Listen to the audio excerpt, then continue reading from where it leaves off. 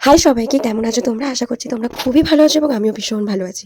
তো ওই দিন চলে গেছিলাম আমার নেল এক্সটেনশন ক্লাসের দ্বিতীয় দিন। তোমরা আগের ব্লগে দেখেছো আমার ফার্স্ট ডেটে আমি ক্লাস করেছিলাম। তো তারপরে দেখো আমি অটো ধরলাম, অটো ধরার পরে চলে গেলাম বালিগঞ্জ স্টেশনে, ওখান থেকে চলে গেলাম সোনারপুরে। তারপরে দেখো আজকে মানে ওই দিন আমার ক্লাস ছিল, আমার হাতের ওপরে, নিজের হাতের ওপরে ম্যাম ওটা প্রথমে দেখিয়ে দেবে, দেন আমাকে তো তারপরে ম্যাম ওটা পুরোটা দেখাবে না, আমাকে একটা আঙুলের ওপরেই করে দেবে নেল এক্সটেনশন, দেন আমাকে 4টে আঙুলের নিচে করতে হবে।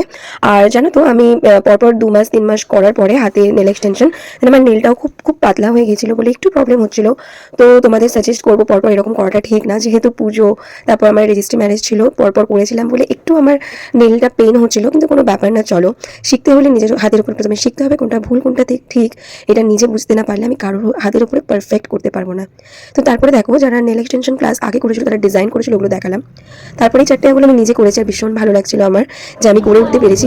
আসলে এতটা শিখবো বলে নিজে থেকে, তাই মনে হয় এতটা ভালোভাবে করে উঠতে পেরেছি। আর আমার বোন যেহেতু নেল এক্সটেনশন করায়, তোমরা ভিডিওতে দেখেছো ব্লগে, তো ও আমার নোকটা দেখে বলছিল প্রথম দিনে অনেক ভালোই করেছো।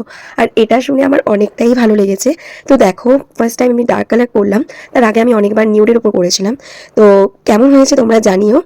তারপর ক্লাসটা হয়ে যাওয়ার পরে আমি চলে গেছিলাম মিষ্টি দোকানে। আমার খুব খিদে পাচ্ছিল, তো একটা মিষ্টি কিনে আমি খেলাম। তারপর বাড়ির জন্য একটু মিষ্টি কিনে বাড়ি চলে গেলাম। তো আজকের মতন ব্লগটা এতটাই, টাটা।